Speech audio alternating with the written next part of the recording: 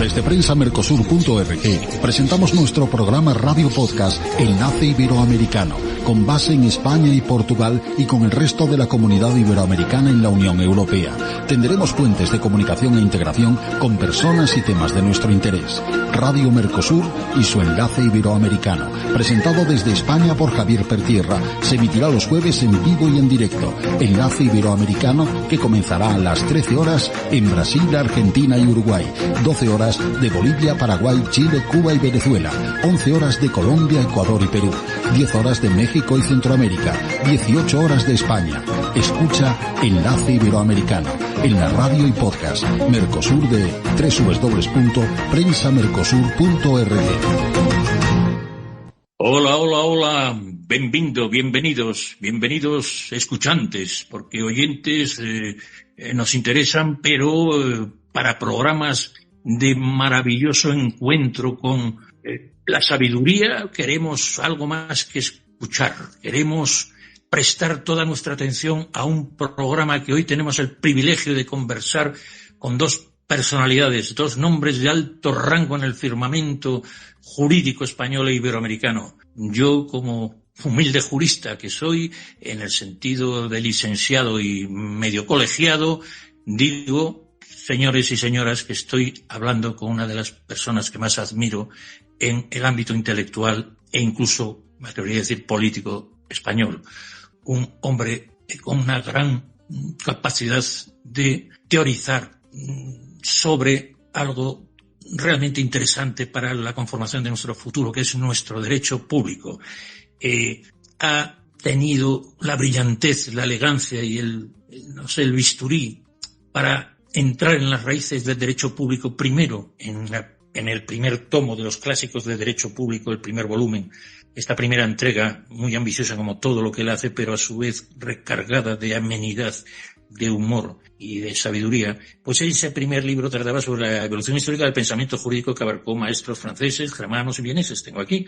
Bueno, pues en este segundo volumen no solo estudia los ámbitos españoles, sino que tiene un apartado importantísimo y que nos explicará también doña Mercedes Fuertes, que ha hecho de eso un gran esfuerzo de especialización y de captación de ese canon y recopilación, y que nos hablará de este esfuerzo, repito, para tener a las latitudes de aquellos que las Cortes de Cádiz decían los españoles de ambos hemisferios, que tienen un recorrido, este libro maravilloso. Yo, la verdad, he disfrutado mucho en este Clásicos de Derecho Público 2, que es una biblioteca básica que dice para estudiosos y curiosos. Bueno, pues quisiéramos entrar en materia y no enrollarme demasiado, solo decirle que tengo una profunda admiración por ambos y que conozco personalmente desde cuando yo era un poco más jovenzuelo, y conozco a don Francisco Sosa Wagner.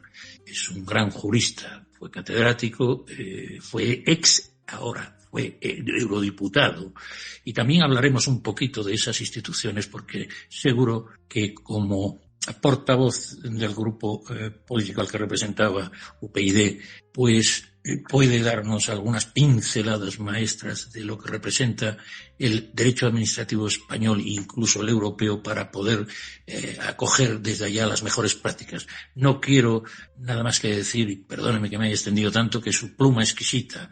Yo creo que con Quevedo, es el Quevedo para mí jurídico del siglo que nos corre, y que tiene mucho recorrido porque está estupendo, pues es autor de obras de referencia. Repito, es un gran también articulista, y tiene esas maravillosas greguerías, o sea, llamémosle ensayos o pequeños artículos con sentencias y con humor. Las llama las soserías de Sosa Wagner. Bueno, pues perdóneme, pero estando por aquí por Cádiz y con esta tertulia literaria que vamos a hacer, yo quería empezar a decirle que usted, estando cerca de Cádiz, nació en Alucemas. ¿Puede comentarnos ese contexto geográfico, político en el que usted nació, y para que nuestra audiencia de la otra orillita pueda comprender esa amalgama de llamemos, experiencias que usted tiene. Usted nació en Alhucemas. ¿Puede explicarnos un poco dónde queda esto y cómo fue la porque exactamente, porque es un poco complicado también para los amigos hispanoamericanos, ¿no? España tuvo en el norte de África una zona que se llamó el Protectorado Español en Marruecos, que duró, más o menos desde el principio del siglo XX hasta el año 1957, en que Francia y España, porque se habían repartido los territorios, declaran la independencia de Marruecos y ya se constituye el reino tal como está ahora. Pero, efectivamente, durante medio siglo existió el Protectorado Español en Marruecos y ese protectorado, pues, creó algunas ciudades y entre ellas una que hoy se llama Alhucemas, Aljoceima, pero entonces se llamaba Villa Sanjurjo, en recuerdo del general Sanjurjo, ¿no? Entonces, ¿por qué nací yo allí, en ese sitio tan extraño, no? Pues nací allí porque mi padre aterrizó por aquella zona, era médico civil, y aterrizó por aquella zona. ¿Por qué aterrizó por allí? Bueno, pues porque la Segunda República Española, organizó una especie de programas de lucha contra las epidemias y las epizootias, y entonces desembarcó allí a médicos y a veterinarios, ¿no? Y mi padre, pues, fue uno de ellos. Luego fue director del hospital que hubo en este pueblo, y allí vivimos, de manera que yo tengo una experiencia muy interesante de vida hasta los 10 años, es decir, casi 11 años, de manera que me acuerdo perfectamente de la vida como era allí, en esta ciudad. Y destaco una cosa, la convivencia entre musulmanes, judíos y católicos, ¿no? Yo jugaba en la calle con niños que eran musulmanes y con niños que eran judíos, y también las familias pues tenían relaciones que eran muy poco conflictivas o nada conflictivas. Esto es curioso señalarlo, porque creo que se mantiene esta convivencia en ciudades, las únicas que quedan en el norte de África española, que son Melilla y Ceuta, ¿no? Y esto es una experiencia interesante, ¿no? A la vista de lo que está ocurriendo ahora, en términos tal. De manera que yo, aquella época la tengo muy viva en mi mente, y porque, como digo, a los 10 años se sabe lo que se vive y se recuerda perfectamente, y fue una experiencia muy interesante, ¿no? Luego he vuelto por allí algunas veces, sobre todo cuando fui candidato a las elecciones europeas, porque fui a las ciudades de Ceuta y Melilla a hacer campaña, ¿no? Y bueno, pues todo eso fue una experiencia muy, muy bonita, ¿no? Pues usted también tiene una entrevista que le hizo tipo don José Lázaro, que se titula Memorias Dialogadas, donde resume un poquito su aspecto de semblanza, y él señala que tiene usted esas enormes potencialidades de ese sentido del humor, esa insaciable curiosidad, que según él tiene antenas desplegadas y advierte sobre ello, y esa libertad de expresión y de criterio que usted como Gracián Alcaraz mira. ¿Podría usted comentarme, dentro de que estamos recorriendo esa biografía, usted luego estudió Derecho en Valencia, me parece, y puede hablar de este ámbito, digamos, académico y valenciano hasta entroncar ya luego con su madurez? Pues sí, porque efectivamente cuando se produce la independencia de Marruecos, mi padre toma la decisión con mi madre de trasladarnos a Valencia. ¿Por qué? Nosotros no teníamos, nosotros eran mi hermano y yo, dos hermanos nada más, ellos no tenían ninguna vinculación con Valencia, excepto la de que mi padre, la carrera de medicina, había estudiado el primer curso, y yo creo que el segundo también, en Valencia. Luego la terminó en Madrid, pero los dos primeros cursos los hizo en Valencia. Y él tenía un recuerdo muy bueno de aquella ciudad, y no tan bueno de Madrid, de la vida madrileña, etcétera. Y entonces, pues cuando pudo elegir, cosa que pudo hacer como persona que era, digamos, trasladada a la península desde el antiguo protectorado, pues eligió Valencia, y fue un acierto muy grande, ¿no? Y yo, claro, estudié allí en la Facultad de Derecho de Valencia, me doctoré, o sea, yo soy licenciado y doctor en Derecho por la Universidad de Valencia, Aunque es verdad que cuando terminé la carrera ya me marché a Alemania y estuve viviendo en Alemania tiempo, estudiando también. Pero mi licenciatura y mi título de licenciado y mi título de doctor en Derecho están expedidos por la Universidad de Valencia, y yo siempre pienso que fue un acierto para mi padre y mi madre pues, el aterrizar por allí.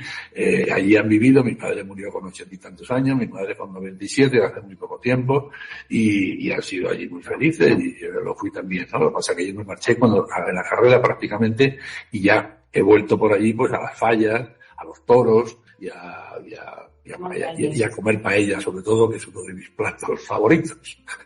Claro que sí, ya le preguntan oiga, Wagner, usted que además es un gran gastrónomo, y hablaremos de ello, es un gran melómano. Estuvimos hablando un poquito de Woody Allen, y cuando decía aquello Woody Allen de que cuando oigo a Wagner me apetece invadir Polonia, usted se podría contarnos un poquito, porque tiene un apellido Wagner, sí. Ni cuento, ¿no? Sí. No, bueno, el apellido Wagner es un apellido, Javier, bastante frecuente en Alemania. Mi familia no tiene nada que ver absolutamente nada que ver con el compositor, aunque tengo alguna prima que se ha esforzado mucho por encontrar alguna relación con él, pero no lo ha conseguido. No tenemos nada que ver con él, porque ya digo, es un apellido común. ¿Y de dónde viene? Bueno, pues viene de mi abuelo, que yo creo que fue una persona, eso que se llamaba antiguamente un trotamundos, ¿no? Una persona que a principios del siglo XX, finales del XIX, principios del siglo XX, él nació en un pueblo cerca de Frankfurt, en Alemania, y decidió iniciar la vida del emigrante. Es curioso porque en aquella época Alemania despedía a sus ciudadanos. Luego los ha acogido muchas oleadas de emigrantes, por ejemplo, españoles, en los años 60, en el siglo XX. Pero a principios del siglo salían los alemanes, y salían fundamentalmente en dos direcciones. Una en dirección a los Estados Unidos y otra en dirección al norte de África y el sur de España. Y ahí está mi abuelo. Y entonces aterrizó por allí, llegó hasta Gibraltar, allí conoció a mi abuela, que era gibraltareña, aunque de origen italiano, y él ya se quedó por allí, murió poco después de acabada la Segunda Guerra Mundial. Yo no lo llegué a conocer, y esa es la razón de las raíces alemanas de mi familia, ¿no? Yo luego pues también. Sí, no, siga, por favor. No, yo luego me he ocupado mucho de fortificar esas raíces, ¿no? Porque debo decir que en mi casa no se habló alemán, porque mi abuelo murió, y cuando yo nací ya no se hablaba alemán en la casa, porque mi abuela lo que había hablado era inglés y italiano. Y a ella le debió de costar mucho trabajo pues iniciarse con el alemán, con su marido y tal. Total, que ahí no se habló. Pero yo luego sí me he hecho el esfuerzo de aprender alemán, y hoy pues no soy bilingüe ni muchísimo menos, pero bueno, me manejo muy bien. De ahí que haya escrito muchas cosas sobre los alemanes. Ahora mismo estoy leyendo una novela de 600 páginas que me está interesando mucho. Es una novela que acaba de salir en Alemania. Manejo mucho y estoy muy en contacto con el mundo alemán, con Mercedes. Diré que hace una semana pues hemos vuelto de pasar una semana en Berlín, y ahora en agosto nos vamos a Viena y a Leipzig a pasar también 8 o 10 días. O sea, hemos tenido mucha relación con eso, yo lo he cuidado mucho, y para mí es una satisfacción grande, y está vinculado también a esta afición a la música, ¿no? Pues a Berlín hemos ido a ver ópera y también a trabajar. Estoy trabajando en un libro y tal, y quería recoger información y documentación y tal, y hemos estado recogiendo información y documentación y en la ópera. Pues efectivamente. Viendo una tosca. Viendo precisamente una tosca. Qué maravilla. Pues efectivamente sí. Nos acompaña doña Mercedes Fuertes, la profesora y catedrática de Derecho Administrativo, que es también, por eso está con usted, don Francisco, aguda, rigurosa y siempre con esa sonrisa serena que aparece en las fotos, y quien ya ha diseccionado con usted el poder y sin perder mucho el humor. O sea, creo que tienes una compañera maravillosa de muchas obras, una investigadora realmente rigurosa, creo que hace una, rigurosa de la maquinaria del Estado y sus valores democráticos. Creo que tiene esa especialidad tan de gran proyección que lo noté yo en el libro, comprometida con el análisis, no solo de la docencia, repito, sino que creo, y perdóneme, doña Mercedes, que representa una de las voces femeninas más sólidas y respetadas, sin duda, del derecho público, al día de hoy, del derecho público en el mundo hispano. ¿Puede usted comentarnos? Así es. Alejandro Nieto, al que nosotros dedicamos tanto el primer volumen de nuestra obra, Clásicos del Derecho Público, como el segundo, ¿qué es lo que te decía? Claro, que tenía asiento en la sala VIP de los juristas españoles. Pues eso me parece VIP, deberemos hispanizarlo, o en cualquier caso, creo que es una personalidad importante, muy importante en el mundo jurídico. Y doña Mercedes, cambiando de tercio, usted es una profesora y una docente que me imagino que se encontraría en algún lugar con don Francisco para poder hacer este tándem imbatible en el mundo administrativo, y creo que están haciendo historia, sobre todo, lo veo aquí, en el mundo de Hispanoamérica. ¿Puede comentarnos un poquito cómo, y perdónenme que avanzan porque el tiempo va muy deprisa y luego tengo que dar pie a otras preguntas de nuestros 6 o 5 corresponsales? Perdónenme que entre en materia así. Estupendo. Entramos en materia. Y en el libro. Sí, ¿cómo? Hace ya varios años confluyeron, pues, como tantas cosas en la vida, circunstancias que nos llevaron a señalar este proyecto de una biblioteca básica para estudiosos y curiosos. Un canon, ya que advertíamos cómo, con la aceleración de los tiempos, de la información, con este mundo ahora tan trepidante, se estaba perdiendo no solo el gusto por la lectura, sino el agradecimiento a tantos juristas, pensadores que construyeron las bases sobre las que se ha edificado el Estado de Derecho social y democrático, que es un instrumento en el cual nos encontramos y debemos defender por su fragilidad. Y, por un lado, como mi marido es, pues, historiador, jurista, intelectual, y ya había atendido a la recuperación de los juristas alemanes, pero queríamos ahora enfocar un libro, sobre todo para profesores jóvenes, estudiantes, buscar un canon de lecturas selectas. Y de ahí que abriéramos el abanico no solo a Europa y a España, sino sobre todo a Hispanoamérica en el siglo XIX. Porque nos hemos encontrado, conocíamos a algunos autores, pero a otros no, con personas con una formación extraordinaria, unos ávidos lectores, no solo de los textos ilustrados europeos, sino también norteamericanos, que pugnaban por la igualdad, que escribían, que leían. Y entonces, pues, ha sido unos años de lecturas, en principio algo dificultosas, porque no encontrábamos los textos. Claro, queríamos leer y seleccionar textos de derecho público, de lo que pensaban para construir una comunidad jurídica basada en unos principios y valores, en derecho,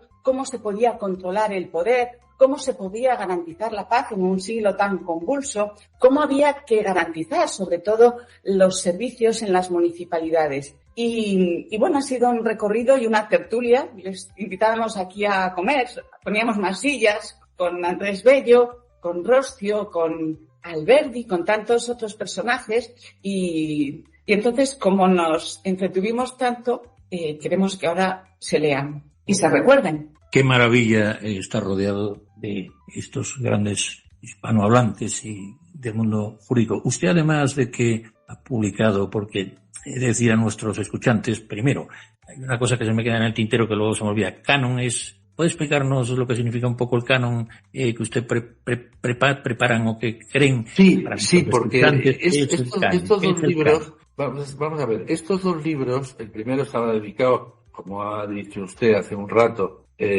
a Francia, Alemania y Austria e Italia, los autores que construyen el derecho público y al final construyen el Estado, construyen los estados, el Estado francés, el Estado alemán, sin duda, el Estado de la monarquía cúrgica, el Estado italiano, nacido de la unificación y de la unificación de Italia. Estos hombres, y luego, en el segundo tomo, los españoles y los hispanoamericanos, pero no es una historia del derecho público completa. Lo hemos querido excluir, esta visión, ¿no? ¿Por qué? Porque eso nos hubiera llevado a hacer un estudio minucioso de esto. Y eso no es posible. Y no es posible porque son muchos los autores y la experiencia dice que al final sale un centón que es muy difícil manejable y de muy difícil digestión para el lector. Nosotros hemos preferido hacer un canon. Y pregunta, ¿qué es un canon? Un canon es una selección que hace el autor de ese canon, de esa selección. Un canon es una selección subjetiva que conscientemente margina a algunos autores y se centra en los que a los autores resultan más, más atractivos por lo que escribieron, por lo que dijeron, por sus itinerarios vitales también. Esto es una cosa relevante porque y con esto salimos al paso de quien nos puede decir es que aquí no sale fulano. No sale fulano pues porque hemos conscientemente pues ha podido ser marginado como consecuencia de la preferencia por el canon a la historia, ¿no? Esto en el ámbito del derecho no se hace, pero en el ámbito de la literatura es muy frecuente. Hay historias de la literatura y hay cánones literarios, porque el autor del canon selecciona a los escritores, a los poetas, etcétera, y se ha acabado la presente historia y lo demás lo descarta. Esta es la idea, ¿no? Pues fenomenal, porque yo iba a comentar a los oyentes que tienen ustedes dos webs, dos páginas donde en una sosawagner.es y en otra pues establecen mercedesfuertes.es. Ambas páginas web pues ustedes señalan, por ejemplo, el currículum de Mercedes Fuertes y estoy viendo, y por cambiar de turno en la entrevista o en la charla, y seguiremos trufando con historia personal de cada protagonista, de cada invitado. Usted tiene libros de urbanismo y publicidad registral, de redes inalámbricas municipales, tiene usted también ámbitos de, ya se le nota la chispa en esta publicación que llama Las desventuras del dinero público, elegía al principio de riesgo y ventura, pero ya dice desventuras del dinero público. También tiene Metamorfosis del Estado, en fin, ¿para qué vamos a hablar de eso que usted llama bancarrota del Estado y Europa como contexto? Cartas a un euroescéptico, en fin, yo recomendaría al mundo del derecho y también al político, a aquello que tenga que ver con el ámbito del derecho público, que en definitiva es toda la administración, que en sus blogs y en sus artículos de opinión de doña Mercedes Fuertes y el profesor Sosa Wagner, podíamos todos refrescarnos, aprender, porque además tienen una prosa maravillosa, es un ensayo que a mí me conmueve en ocasiones por el humor. Y, por ejemplo, muy bien, pues dígame un poco sobre estas webs. Eso del humor y tal, sí, bueno, eso nosotros tratamos de contar estas cosas un poco con un poco de sentido del humor que suele faltar, a nuestros colegas se toman demasiado en serio todas estas cosas. Nosotros las tomamos en serio. Yo siempre recuerdo algo que me dijo una persona que usted conoce bien, que usted conoció bien, que fue Emilio Alarcos, ¿no? Emilio, que murió relativamente pronto, porque no tenía 70 y pocos años cuando murió. Pero Emilio un día nos dijo una cosa que a nosotros no se nos ha olvidado. Hay que hacer las cosas bien para luego reírse de ellas. Exacto. Para luego reírse de ellas. Bueno, esta es una expresión que está muy bien, ¿no? Porque no se debe uno vanagloriar de lo que uno hace o de lo que no hace, de toda una pedantería que es insufrible para los ciudadanos, ¿no? No, hay que hacer las cosas bien, pero también poner distancia de las cosas. Y bueno, ambos somos un poco escépticos. Para ser un buen escéptico hay que tener convicciones muy firmes, hay que tener convicciones muy firmes. Nosotros practicamos este escepticismo con las convicciones firmes que, como digo, debe tener un escéptico que se precie, ¿no? Y eso lo trasladamos, digamos, al mundo de lo que escribimos, derecho, el ensayo político, la historia, etcétera. Pues sí, habíamos quedado en que usted había ido a Tubinga en una beca, al fin, a Alemania, pero luego usted ha tenido el conocimiento, sin duda, de las cumbres del derecho administrativo y ha trabajado con ellos, por citar alguno dentro de mi ignorancia, a Eduardo García de Enterría, y luego también fue secretario de la universidad y siendo Teodoro López Cuesta rector, fue secretario de la universidad. Tiene usted una gestión también universitaria que comentar, y fue también usted experto en diseñar modelos autonómicos.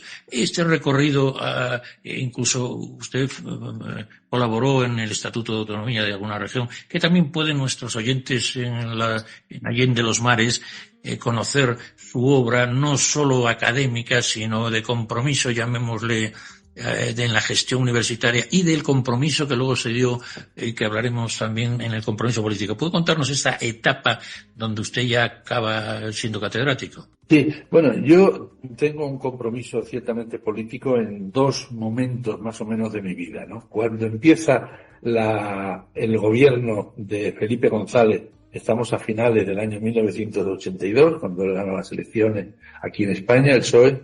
Ahí tengo un compromiso político porque el gobierno de Felipe González me llama a ocupar un puesto de secretario general técnico de un ministerio, justamente el Ministerio de Administraciones Públicas, que era mi oficio. Yo entonces ya era catedrático de Derecho Administrativo, ¿no?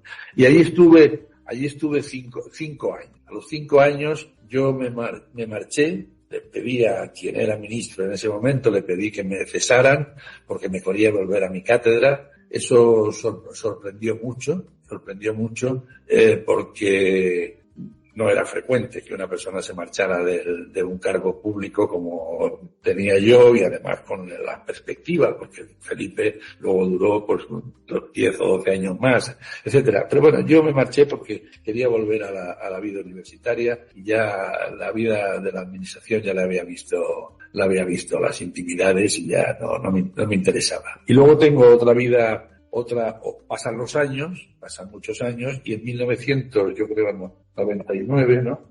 ¿Cuánto fue cuando será la vida como diputado? No, 2009.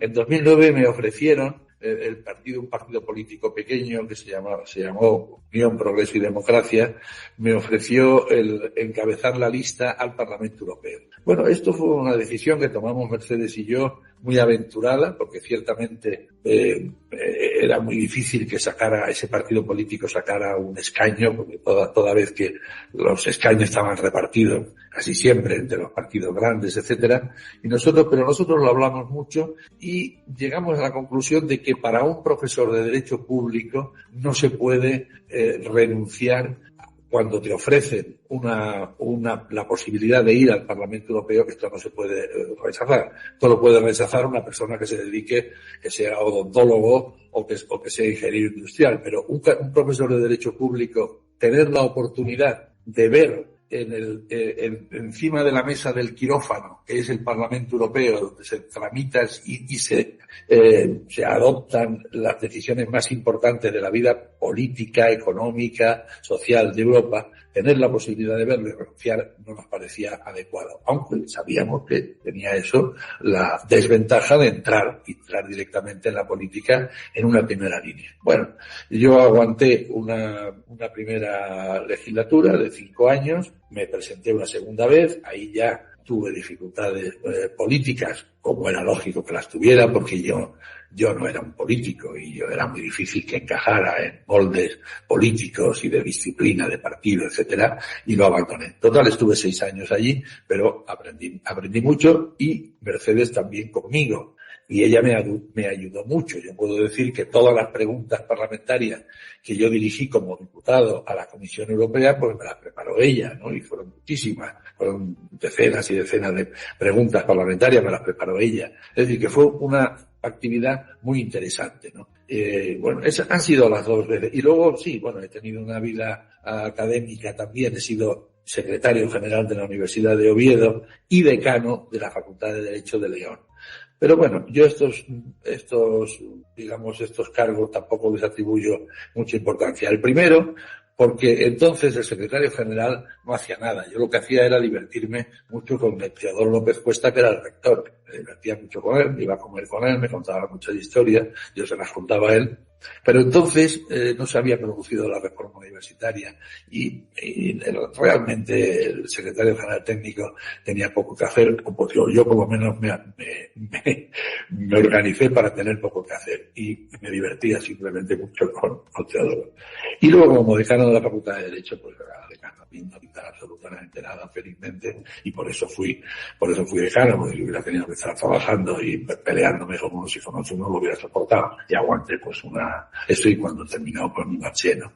Pero bueno, mi actividad académica se ha desarrollado por otros canales y conductos que son los que quedan reflejados en mis libros, unos solos y otros en colaboración con Mercedes. Pues hablemos de eso. En colaboración con Mercedes, claro. Usted, como siempre, en ese tándem imbatible, repito, tándem es, dos remando en la misma dirección, y sin duda ustedes lo hacen en este complejo, pero a la vez tan necesario para el futuro y la prosperidad de nuestras gentes, que es el derecho público, el derecho administrativo. Pero usted también, además, como novelista, ha sido galardonado con el premio Miguel Delibes, un grandísimo escritor. Usted puede hablar de esa novela, Es indiferente llamarse Ernesto. También tiene el premio Café Bretón por escenas históricas pero verdaderas. Y otra novela simpática, como titulada Hígado de Oca a las uvas, que es una sátira contra la especulación inmobiliaria. Quisiera que hablara además de otros libros, como es, y a mí me ha hecho gracia, este título de Gracia y desgracia del Sacro Imperio Romano Germánico. ¿Podría usted comentarle esta vis maravillosa que tiene de literato como incluido en cartas a un héroe escéptico, este ámbito que yo creo que es vocacional en usted con esa buena pluma que tiene?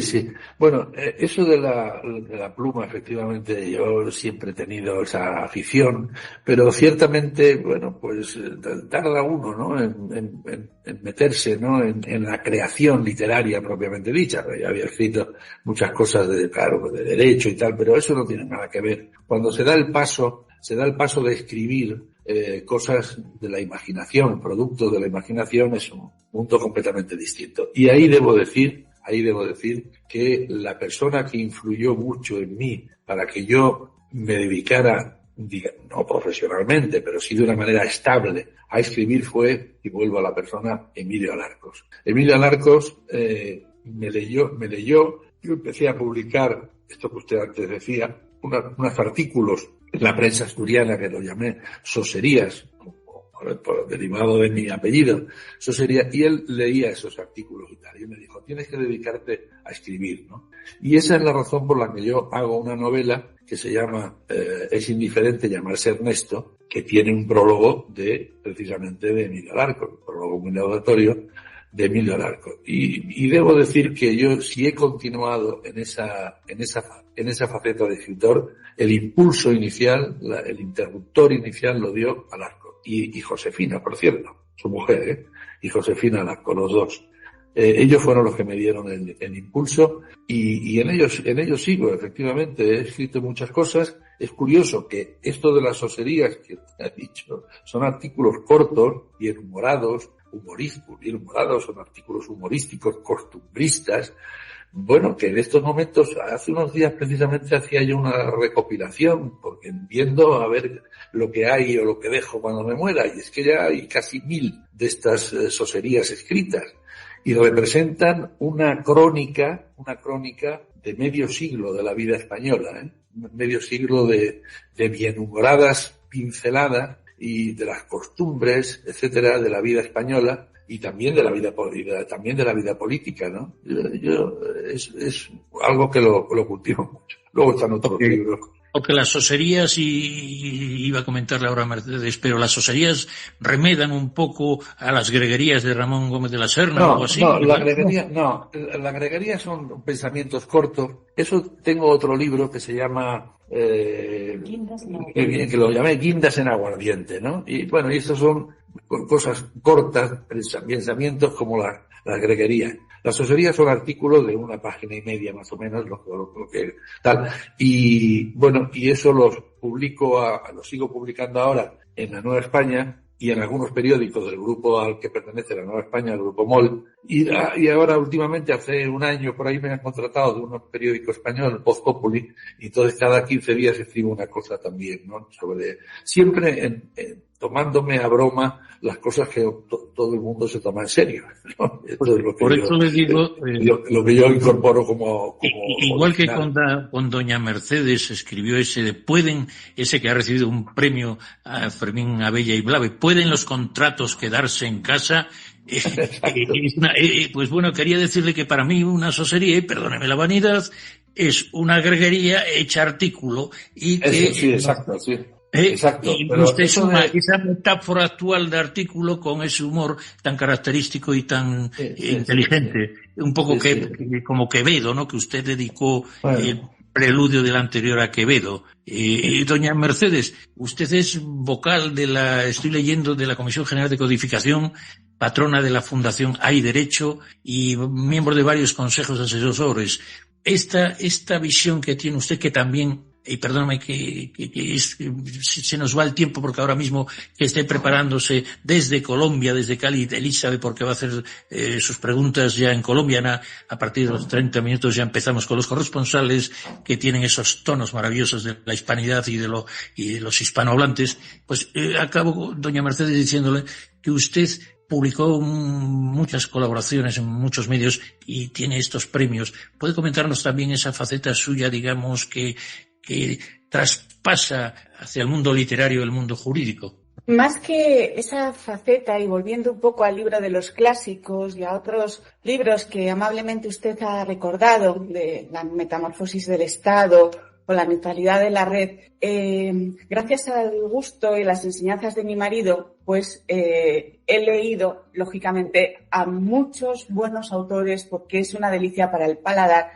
escritores hispanoamericanos, iberoamericanos. Y de ahí que también en estos libros jurídicos, un poco para oxigenar al lector, pues hay algún recuerdo de Borges, por ejemplo, en la Metamorfosis, ¿no? Cuando aludo a Proteo y los poemas de Borges, o en la neutralidad de la red, que ahora en Colombia, pues la Corte Constitucional ha dictado una importante sentencia, porque antes le mencionaba brevemente que entre las circunstancias que fueron semilla de estos clásicos de derecho público, donde hay este apartado a los hispanoamericanos, estuvo también otra circunstancia, y es que yo últimamente pues estoy estudiando mucho el derecho digital, Internet, la inteligencia artificial, y mi marido insistía: vuelve a los clásicos, y es verdad, hay que leerles, porque los problemas que ellos atendieron son también nuestros problemas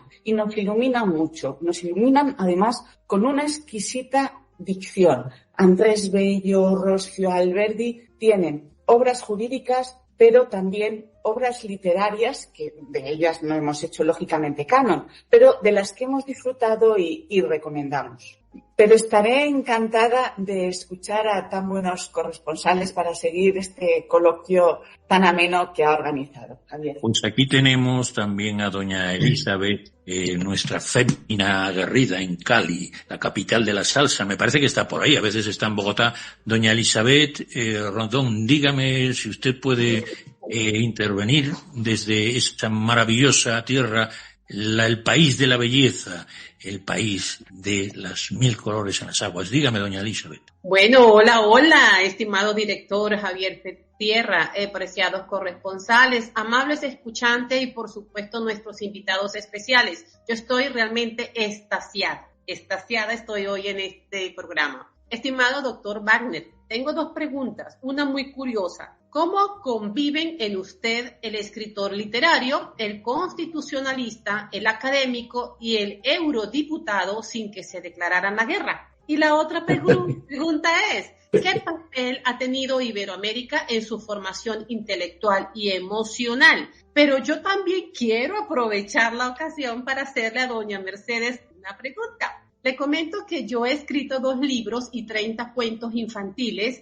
y sé que escribir es realmente adictivo. Una vez que se prueba es imposible parar. También sé que cada obra es como un hijo que se le ama por algo en particular, pero también tiene sus propios retos. ¿Cuál ha sido su mayor desafío a nivel emocional de su reciente obra? Gracias por estar acá, un abracito y muchas bendiciones. Bueno, empiezo. ¿Cómo conviven? Bueno, pues iba a decir que conviven a torta limpia entre ellas, mi versión de jurista, mi versión de escritor, pero no conviven de manera conflictiva. Tengo una especial habilidad, una rara habilidad para estar metido en un asunto jurídico, en estos libros que hemos escrito y tal y cual, y ponerme a escribir otra cosa completamente distinta. Ahora estoy muy metido estudiando asuntos de la Alemania, de la vida política alemana después de la Segunda Guerra Mundial, etcétera, y paso con facilidad. Es que yo digo que la única habilidad que tengo en el mundo es el poder escribir, ¿no? Porque la verdad es que otra habilidad no tengo. Todo en la vida me lo resuelve Mercedes, todo, absolutamente toda la vida práctica me lo resuelve ella. De manera que yo no tengo eso. Y en relación con la pregunta de la influencia iberoamericana. La influencia iberoamericana en mi literatura ha sido fundamental, ¿no? Ha sido fundamental por los grandes autores que no voy a citar aquí porque son obvios de la literatura americana. Luego, además, dio la casualidad que en mi etapa de eurodiputado, los eurodiputados mantienen relaciones institucionales con los parlamentos de todo el mundo. Y son los eurodiputados los que eligen, digamos, los países o los ámbitos geográficos que ellos desean cultivar como representantes públicos para relacionarse con otros mundos. Y yo elegí el mundo americano, de manera que el mundo latinoamericano. De manera que los años que estuve en América, en el Parlamento Europeo, hice muy frecuentes viajes sobre todo a Chile, a México, a Uruguay, a Paraguay, Colombia, a Perú, a Ecuador, muy frecuentes viajes. Siempre en veste de representante público, de diputado, y relacionándome allí con los diputados y los gobiernos, obviamente, de aquellos países. Aprendí mucho y fue una experiencia impagable. Ahora tenemos, mi mujer y yo, Mercedes y yo, tenemos una invitación que nos han cursado desde Arequipa para intervenir y participar en el Congreso de la Lengua Española, que se va a celebrar en octubre. Y estamos muy ilusionados, porque nos han invitado los dos, y desde la Academia Española, desde la Real Academia Española, y estamos muy ilusionados por ir allí, claro. Estamos muy ilusionados. Pues vamos a dar un salto, si me permite, doña Elizabeth, pues el ombligo de la luna y del mundo casi, aquello que en el virreinato de la Nueva España, en fin, iba desde el Pacífico hasta el Atlántico. Estamos hablando de México, y ahí, en donde las olas hacen su nido y también la gente sabia hacen su nido. Creo que don Roberto estará por Veracruz. Don Roberto, ¿está usted presente? ¿Puede intervenir? ¿O por dónde está don Roberto? Claro que sí, con el gusto de saludarlos. Hoy, en vísperas de celebrar en un par de días el Día Internacional, el Día de los Abogados en México, es un honor, un privilegio, un regalo de los dioses desde Grecia, desde Roma, desde Napoleón y los códigos, tener primero las damas a doña Mercedes Fuentes y después al doctor, catedrático, novelista, escritor, parlamentario y amante de la paella, don Francisco Sosa y sus sociedades. impresionante regalo, realmente lo disfruto y bueno, aprendo mucho y celebro mucho ese sincretismo del matrimonio que tan diligentemente conduce doña Mercedes. Yo vivo ese matriarcado en la casa, doctor. Si no fuera por ella, no fuera yo ni la mitad de lo que hoy soy.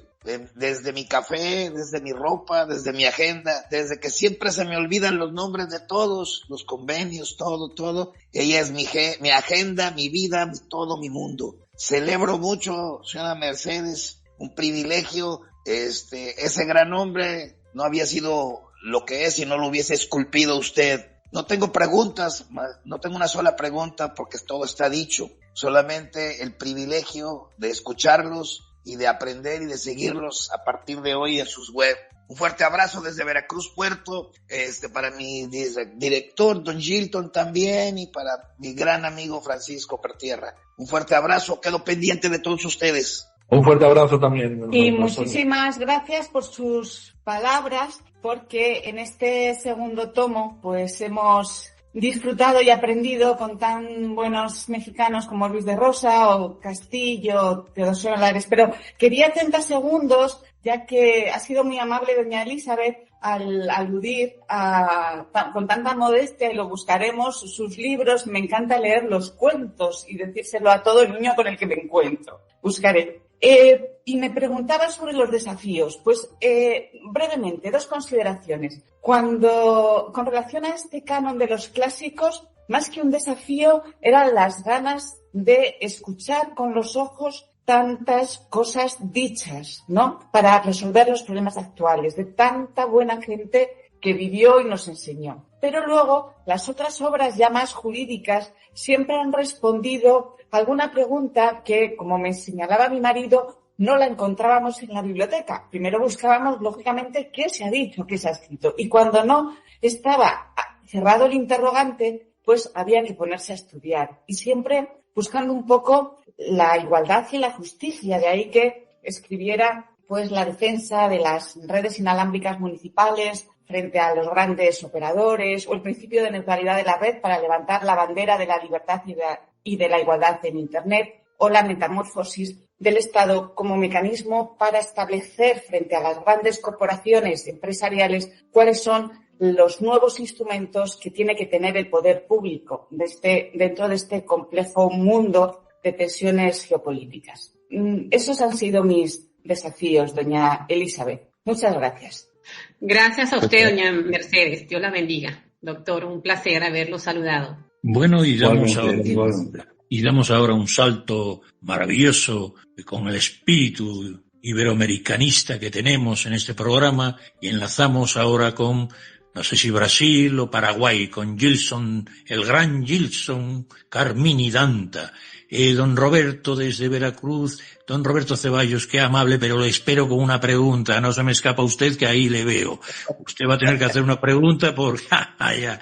Ríese, don Roberto, no tiene usted que hacer una buena pregunta. Pasamos ahora a don Gilson. Don Gilson, en ese portuñol tan salsero que tiene usted, porque ya pasó de la samba últimamente a la salsa, dígame, don Gilson, ¿qué puede decirnos en este programa, querido Gilson? ¿Cómo está mi querido hermano Javier? No, primeramente felicitarle, y también a nuestro querido doctor Francisco Sousa Wagner, y también la doctora, ¿no? La doña Mercedes Fuertes, por esa tan interesante charla sobre el tema jurídico, ¿no? Que es muy importante. Y acá, envidiando a don Francisco Sousa, ¿no? Porque consiguió un reto que no conseguí, que fue traer la mujer para trabajar con él y aportar algo por él, ¿no? Yo no tengo esa suerte, entonces te felicito, ¿no? Y también felicito a la Mercedes por ese cariño y ese trabajo de paciencia, porque al final de cuentas nosotros como hombres siempre somos un poco abusivos en todo, ¿no? Pero le felicito, Mercedes, por acompañar a ese ícono, ¿no? Que es don Francisco en el tema jurídico y principalmente en la literatura iberoamericana. Don Francisco, tengo acá unas cuantas preguntas, ¿no? Pero una de ellas, yo creo que la principal, ¿no?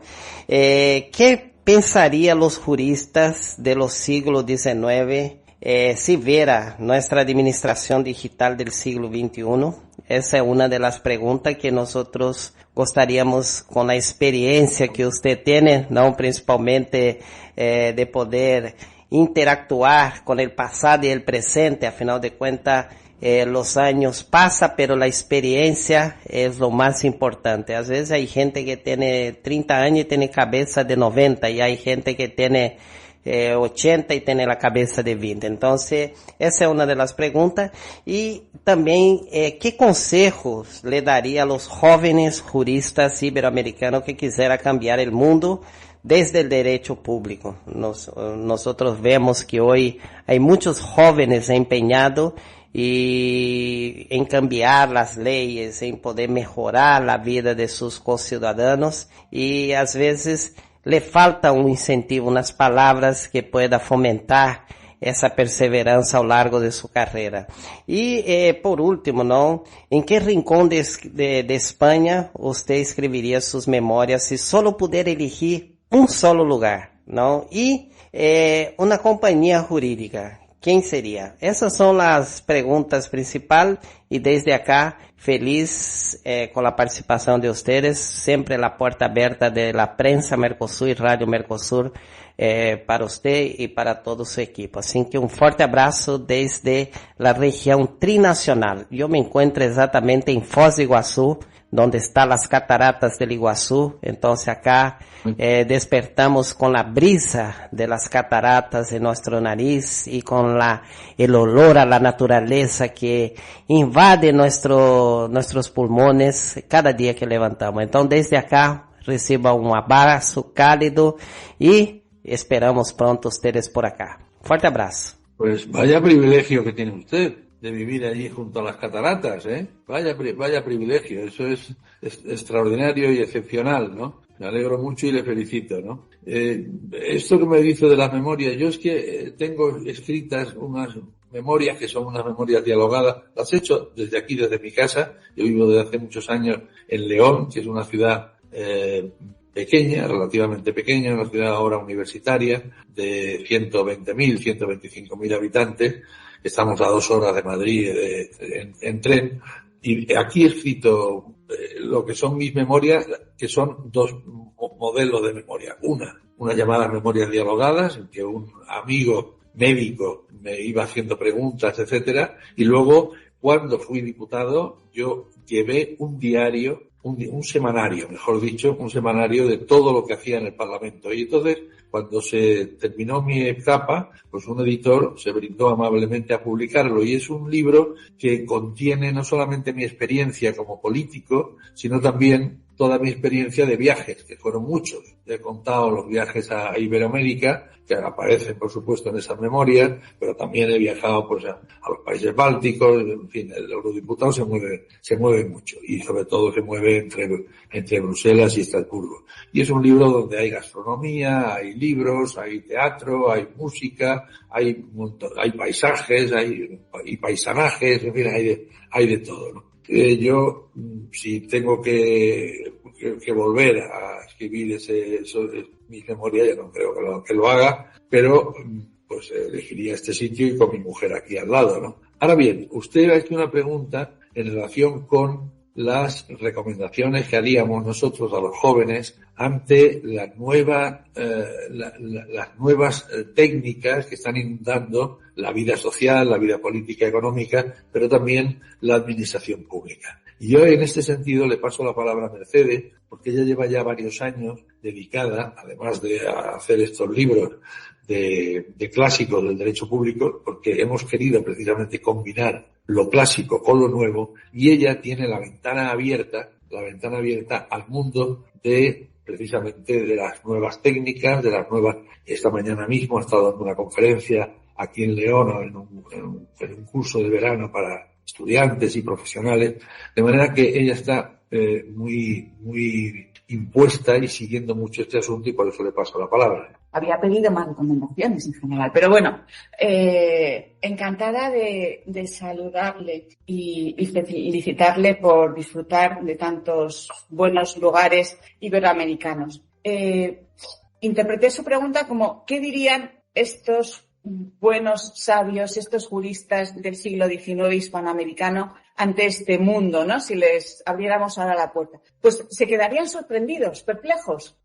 No, es cierto que nosotros estamos perplejos, pero una perplejidad de cómo se complican de manera gratuita todas las relaciones para desesperación de los ciudadanos. Yo lo que subrayo de estos juristas hispanoamericanos del siglo XIX era su gran sentido pragmático de resolver problemas, porque sabían que, sobre todo, como decían, en las municipalidades hay que ir construyendo los intereses generales, pero desde la solución de los problemas inmediatos. Y ahora los avances técnicos lo posibilitan, pero, sin embargo, las autoridades y los funcionarios tradicionales no están, a juicio de muchos, en los que me incluyo, integrando bien todas estas nuevas tecnologías para facilitar la prestación de los servicios y además con el riesgo de que se están tirando por la borda o desalojando las grandes conquistas de las libertades públicas y los derechos fundamentales, ¿no? Vivimos en sistemas democráticos que son muy valiosos, pero que son muy frágiles también. Y exige que la ciudadanía, sobre todo los jóvenes, no queden atrapados por estas tecnologías y dejen de tener un juicio crítico. En ese sentido, yo creo que es buena la lectura y es la reivindicación que hacemos con esta obra de los clásicos, de leer y de leer. Pues ahí tenemos también desde la perla del Pacífico, desde Guayaquil, a la embajadora de la palabra, que fue así nombrada en Madrid, a Romna Moreira. Dígame que usted tiene que comentar siempre algo atinado. Doña Romna, ¿está por ahí? Doñita. Bienvenidos a todos, un gusto saludarlos desde acá, desde Guayaquil, Ecuador. Soy Romna Moreira. Bienvenidos a un programa más de radio podcast en el Enlace Iberoamericano. Saludos a Gilson, a Javier, a todos nuestros corresponsales. Y bueno, acá en Guayaquil estamos celebrando en el mes de julio la fundación de nuestra ciudad, así que están bienvenidos todos acá a la Perla del Pacífico en Ecuador.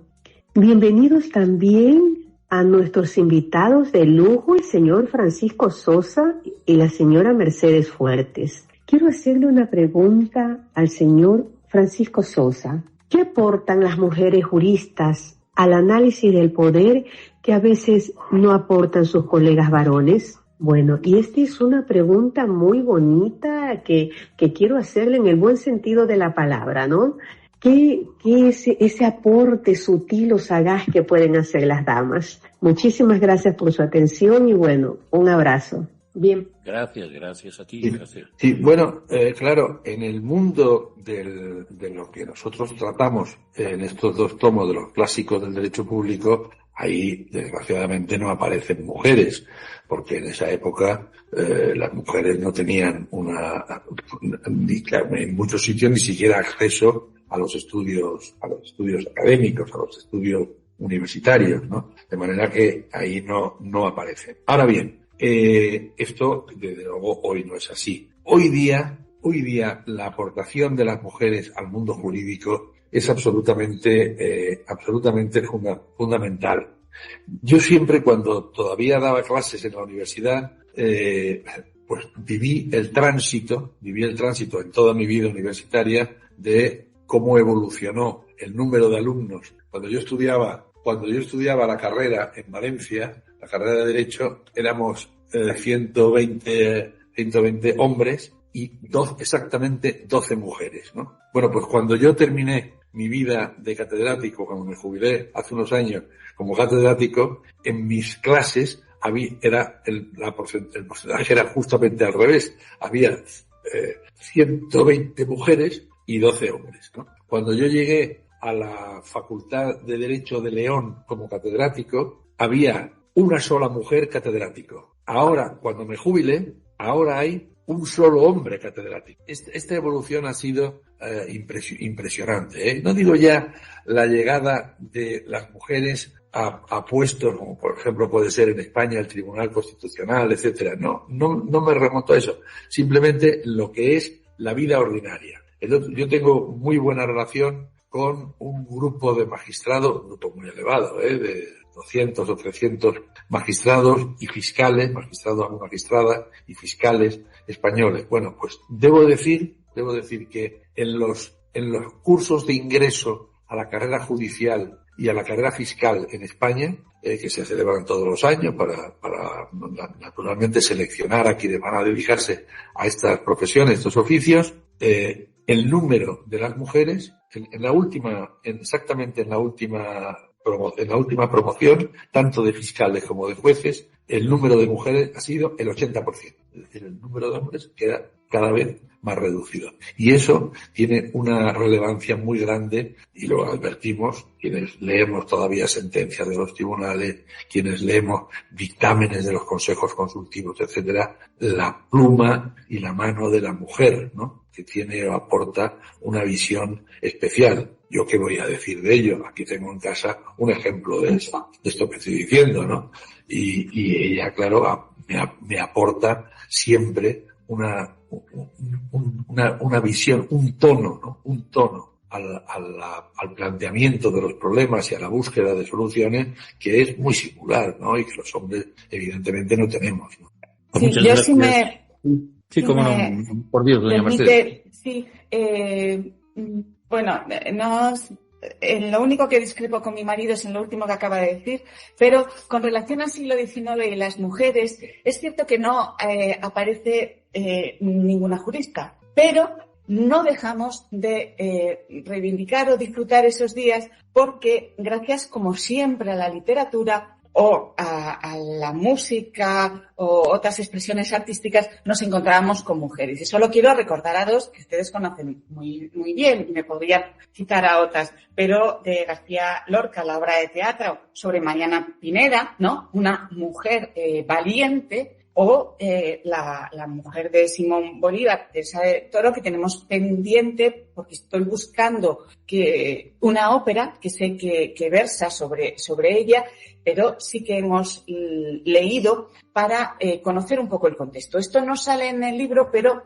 siempre aprovechamos pues todos nuestros trabajos para hablar y para saber más y ver el contexto. Entonces, por supuesto que aparecen las mujeres. Gracias. Pues vos sabés que ahora vamos a ir con don Hernán Sabater, que tiene la doble nacionalidad, argentina y española, y por lo tanto, fíjese usted, hablaremos luego con don Francisco de este espacio europeo y que nos dé algunas directrices para que hoy, que la noticia del día, desde mi punto de vista, es que el presidente del Consejo Europeo instó al bloque a firmar un acuerdo con el Mercosur, pero volveremos a esto, y lo dijo con un plazo además antes del fin de año. Me parece interesantísimo, por eso tengo que meter, digamos, esta pequeña realidad política que para mí nos está invadiendo, pues que llama a tomar decisiones basándose en hechos, lo que representaría este gran mercado y no en percepciones como ocurre con algunos países. Pero antes de esto, perdóneme, yo no quiero interrumpir a nuestro estimado Hernán Sabater, que desde Argentina, probablemente desde Buenos Aires, no lo sé. Dígame, don Hernán, dígame. Muy buenas tardes, profesores. Un afectuoso y gran saludo desde Buenos Aires, Argentina. El Mercosur ha enfrentado críticas por su escasa institucionalización y por la lentitud de sus órganos decisorios. La Unión Europea, pese a sus problemas, ofrece una experiencia avanzada de integración supranacional de muchos años ya. ¿Qué elementos ven necesarios que se deberían trasladar del derecho europeo al contexto latinoamericano con realidades políticas y sociales tan distintas? Bueno, vamos a ver. No lo he citado antes, pero en mis funciones como parlamentario en América Latina he estado muchas veces en reuniones de Mercosur y siempre he lamentado que este proyecto, que a mí me parece muy importante, de integración de países latinoamericanos con Europa, pues no acaba de dar sus frutos, ¿no? Ahora se ha dado un paso muy importante, pero yo lamento mucho que cuando estos acuerdos llegan aquí a Europa, pues resulta que en Europa tienen que pasar una auténtica crujía por los estados, tanto por los poderes legislativos como poder ejecutivo de los estados, que hace que sean extraordinariamente complejo el llegar a un fin positivo, ¿no? Y digo además que con motivo de los pasos adelante que se han dado últimamente en el asunto del Mercosur, vivimos aquí, mi mujer y yo, en una región donde se han desatado la animadversión a ese tratado, porque se entienden los agricultores y los ganaderos, etcétera, que van a quedar perjudicados. Y hay manifestaciones y hay tal. Yo echo de menos que los políticos que tienen a su cargo la gestión de este asunto, que es capital para la integración en Iberoamérica y en Europa, no sepan explicarse mejor, porque yo no creo que vaya a seguirse de lo que es el aparato organizatorio y decisorio de Mercosur, vayan a seguirse las desgracias que estamos nosotros oyendo aquí casi a diario en la radio, en manifestaciones públicas, etcétera.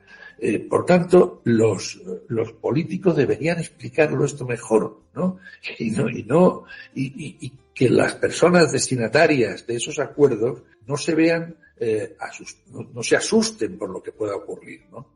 Y luego señalo que este proceso de integración sería muy interesante que en América Latina se extendiera a otros ámbitos, ¿no? Es muy importante lo que nosotros en Europa hemos conseguido de integración a través de la Unión Europea, a pesar de tener veintitantas lenguas. Pues llegamos a acuerdos y se aprueban leyes, etcétera. Y es una pena que en el continente americano, donde no hay más que una lengua, dos, en cuenta el portugués, y por tanto tienen solucionado ese asunto capital, no se avance en esto, ¿no? De manera que todo proceso de integración es bueno. El de Mercosur a mí me parece una fórmula muy positiva. Saludo los pasos adelante que se han dado últimamente y lamento que cuando se llega a la realidad europea, los franceses salen diciendo no sé qué cosa de sus sindicatos, los otros no sé qué, o simplemente las manifestaciones populares en contra de sus acuerdos. Yo creo que hay que hacer el esfuerzo de los políticos de explicar estas cosas, de venir aquí, de patear los pueblos, de patear las ciudades, las agrupaciones, los sindicatos, etcétera, y explicar las cosas. Yo creo que eso simplemente no se hace, ¿no? Para eso estamos, para socializar, que dicen allá, para explicitar lo que usted está señalando. Desde Prensa Mercosur, desde este enlace iberoamericano, estamos abordando esa integración con honestidad e independencia. La integración que supone el Mercosur, que debe ser ampliado, por supuesto. Venezuela pertenecía, pero ahora está suspendido. Y lo que supone, como hoy dijo el presidente del Consejo Europeo, que algún día tendrá usted que explicar a nuestra audiencia, Dios mediante, estas instituciones tan enrevesadas que tiene Europa, pero que están dando muchos frutos, como usted señaló. Pues el presidente del Consejo Europeo, que fue el ex presidente de Portugal. De Portugal, sí. Dijo, pues claramente hoy, que este acuerdo sería una zona de libre comercio que beneficiaría, señala, impulsará la inversión en Europa, fortalecerá industrias estratégicas, creará empleo.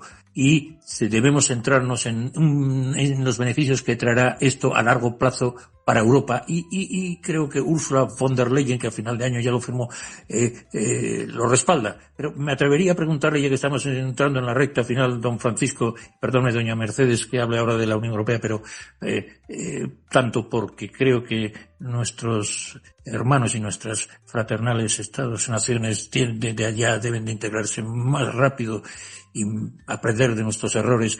Me atrevo a preguntarle, don Francisco, usted como administrativista y que conoce todas estas dificultades y los entresijos, las filigranas jurídicas que hay que hacer, y más en Europa, le iba a hacer dos, pero una es, a mí me llama poderosamente la atención que aquellos que critican a la Unión Europea no tengan en cuenta estos datos, y usted me los filtra. El primero es que el presupuesto aproximado de los gastos de lo que llaman el aparataje administrativo, y eso que tiene 3 sedes, y usted proponía solo que fuera una en Estrasburgo, etcétera. Pero bueno, para no entrar en detalles, a ver si soy capaz de centrar la pregunta, querido don Francisco. El presupuesto sobre el Producto Interior Bruto de los 27 Estados de la Unión, el presupuesto, digamos, de la maquinaria, etcétera, de la Unión Europea, no llega al 2% comparativamente con el Producto Interior Bruto de todos estos países, ¿no? Desde Alemania, España, etcétera. No llegamos al 2% del gasto en Estado, digamos, de Unión Europea, de Administración Europea, y con respecto al Producto Interior Bruto, repito, es muy importante para mí esto. Y sin embargo, el gasto en el Estado federal de Estados Unidos, que no les va mal desde que se unieron, llega al 20%. Quiero decirle, el Estado federal de Estados Unidos está prestando, con todos los errores que tiene la administración, pero llega al 20% del Producto Interior Bruto de lo que suponen los 50 estados de la Unión, aproximadamente esas cifras. Claro, o sea, aquí nos quejamos cuando no llegamos al 2% en ese, digamos, federalismo que usted dice que, hombre, no es comparable al alemán, etcétera. Pero quiero decir, si aquí no llegamos al 2% y en Estados Unidos están en el 20% sobre el Producto Interior Bruto de todo lo que representan, ¿no le parece que hay que tiene que crecer mucho Europa? Esa es la primera pregunta. Sí, eso está claro, Javier. Tiene que crecer mucho. Pero antes de entrar en esto, vuelvo a lo de las declaraciones que ha recordado usted del presidente del Consejo Europeo, del antiguo presidente del gobierno portugués, y de la señora von der Leyen.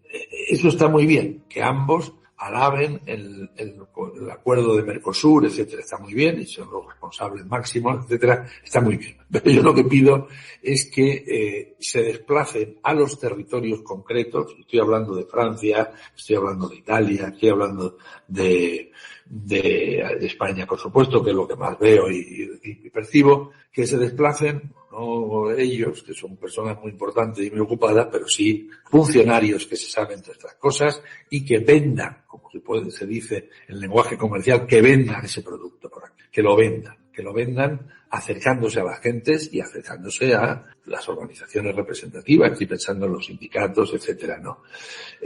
Bueno, y entrando en lo que decía del presupuesto, evidentemente estoy de acuerdo. Nosotros hicimos, cuando yo todavía era diputado, hicimos entre Mercedes y yo un librito que llamamos Cartas a un euroescéptico. Son 5 cartas en las que contamos cómo funciona la Unión Europea para convencer a un euroescéptico, ¿no? Y entre otros temas, pues evidentemente hacíamos alusión a esto que usted señala ahora.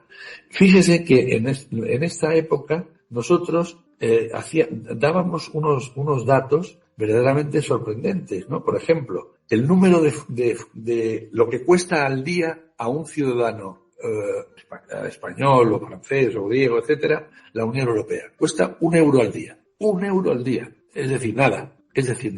Y sin embargo, hay quejas constantes, ¿no? La intromisión de las instituciones europeas en esto o en lo otro. Las instituciones europeas y la Unión Europea es una organización con muchos defectos y con muchas quiebras, etcétera, pero es una organización fundamental. Porque hoy día los estados son incapaces ya de dar respuesta a los grandes problemas. Esto es que aburre un poco tener que decirlo. Hemos pasado una pandemia. ¿Cómo se pueden solucionar los problemas actuales de la digitalización, de las pandemias, del desarrollo industrial, de la lucha medioambiental, etcétera? ¿Cómo se pueden desarrollar exclusivamente por los estados, no?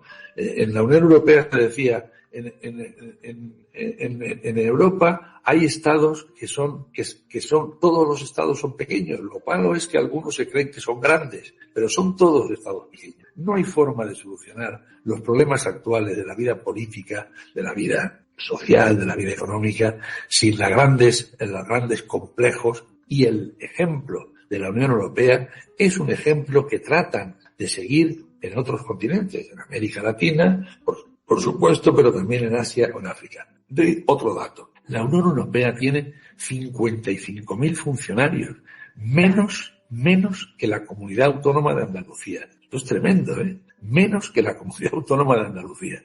Y se habla del burocratismo de Bruselas, del burocratismo de Estrasburgo, del burocratismo tal. Hay 55.000 funcionarios, menos que la Comunidad Europea, que la Comunidad Andaluza, ¿no? Es fundamental. Y esto lo digo también para los amigos americanos, ¿no? El utilizar el enorme impulso que a una unión puede dar el hecho de hablar únicamente dos lenguas, y dos lenguas que son muy accesibles entre ellas para poderse comunicar quienes no la dominen una u otra, es un error geoestratégico muy grande, ¿no? Muy grande. Yo recuerdo una visita que como diputado hice en Santiago de Chile, entonces la señora Bachelet, que era la presidenta de la República, ¿no? Y esta señora se conocía bien en el mundo europeo porque ella había tenido que salir de Chile con motivo del golpe de Estado de Pinochet y se refugió su familia en Alemania Oriental y allí se hizo médico. Ella era médico.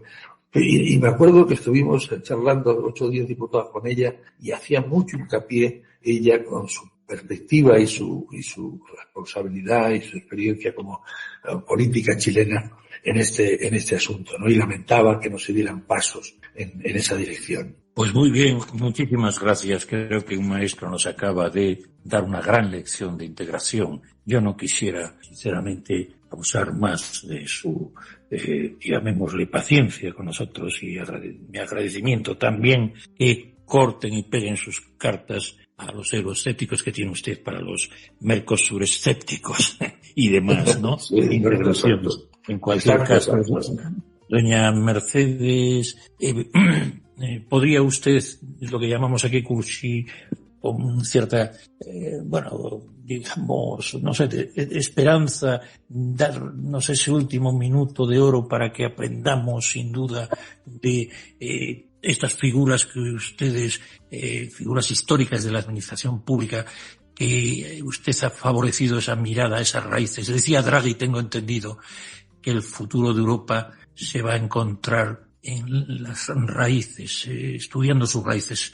¿Acaso usted no está haciéndonos esa tarea con el libro y que usted recopila ese canon, esas selecciones de lo mejor administrativistas de Hispanoamérica, engarzados con nosotros? ¿Podría usted decir estas últimas, digamos, palabras en este programa, que espero que cuenten en otras ocasiones con ustedes y que tratemos otros temas? ¿Cuál es ese protagonismo que usted da a este canon, a esta selección que han ustedes escrito con tanto rigor y seducción? Pues la suerte de escribir este canon es haber tenido una tertulia, un coloquio tan grato con personas que nos encontramos en distintos puntos, pero que seguimos mirando el futuro con todo el bagaje aprendido del pasado. Creo que estos momentos son los que dan y merecen la pena del esfuerzo, de ese estar escuchando con los ojos a los clásicos para luego conversar con personas como ustedes, con tanta calidad intelectual y tan fina mirada por los problemas actuales. Ha sido un lujo y unos minutos muy gratos que mantendremos en la memoria. Muchas gracias.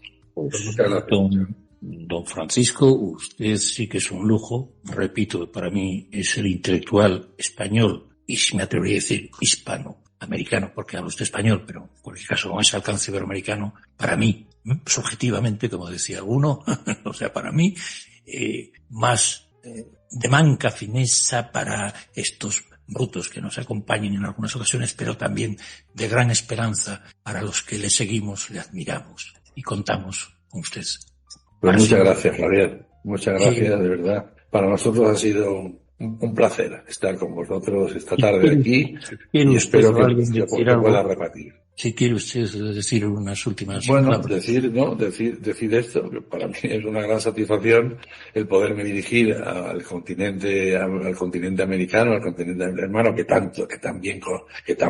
bastante bien conozco, y por tanto, pues ha sido una tarde, pues muy grata de la mano de una persona como Javier Pertierra, que por cierto fue alumno mío en la Universidad de Oviedo, y eso no lo he olvidado. Aparte de amigo allí, pues fue alumno mío en la Facultad de Derecho de Oviedo, ¿no? Así que muchas gracias, de verdad. Qué gran honor. Muchas gracias. Gran honor. Usted como enterría, como maestro, en fin, administrativistas magníficos, excelentes. Qué maravilla haber sido alumno suyo. Se lo digo con el corazón. Pues nada, yo querría decir que usted en el primer libro de Derecho Público señala la frase de Goethe, que usted pronunciará mejor que yo, que dichoso aquel que recuerda a sus antepasados con agrado, que gustosamente habla de sus acciones y de su grandeza, y que serenamente se alegra viéndose al final de tan hermosa fila. Usted está en esa maravillosa fila de los grandes, como Quevedo, en cierta manera, retirado ahí en sus tierras de soledad, y también de León. Con Mercedes. Claro, que es una maravilla. Y yo no sé decirles que ese personaje tan castizo, Alejandro Nieto, que os admiraba tanto también y que tanto le queríais, que dedicasteis este libro. Los dos libros. Claro. Podríamos dedicar una tarde entera a recordar anécdotas de Alejandro Nieto, ¿no? Divertidísimas todas. Pues junto con esta sólida trayectoria académica que ustedes tienen, pues y esta amenidad con ese rigor, repito, son ustedes para mí la brújula del derecho público a quienes debemos buscar y comprender, porque en esas ideas del pasado que ustedes están reverdeciendo van a seguir iluminando los desafíos de este presente y futuro tan, llamémoslo, importante para nuestro iberoamericanismo. Creo que ya ha llegado la hora de que en esta lengua y en el portugués, lengua hermana, transponible en un 80%, sellemos que el siglo XXI va a ser el siglo en el cual despeguemos. Muchas gracias, don Francisco. Un fortísimo. A ustedes, muchas gracias. A ustedes. Doña Mercedes, a vuestra eterna disposición. Gracias, muchas gracias. Desde prensamercosur.org presentamos nuestro programa Radio Podcast Enlace Iberoamericano, con base en España y Portugal y con el resto de la comunidad iberoamericana en la Unión Europea. Tendremos puentes de comunicación e integración con personas y temas de nuestro interés. Radio Mercosur y su Enlace Iberoamericano, presentado desde España por Javier Pertierra, se emitirá los jueves en vivo y en directo. Enlace Iberoamericano, que comenzará a las 13 horas en Brasil, Argentina y Uruguay, 12 horas de Bolivia, Paraguay, Chile, Cuba y Venezuela, 11 horas de Colombia, Ecuador y Perú, 10 horas de México y Centroamérica, 18 horas de España. Escucha Enlace Iberoamericano en la radio y podcast Mercosur de www.prensamercosur.org.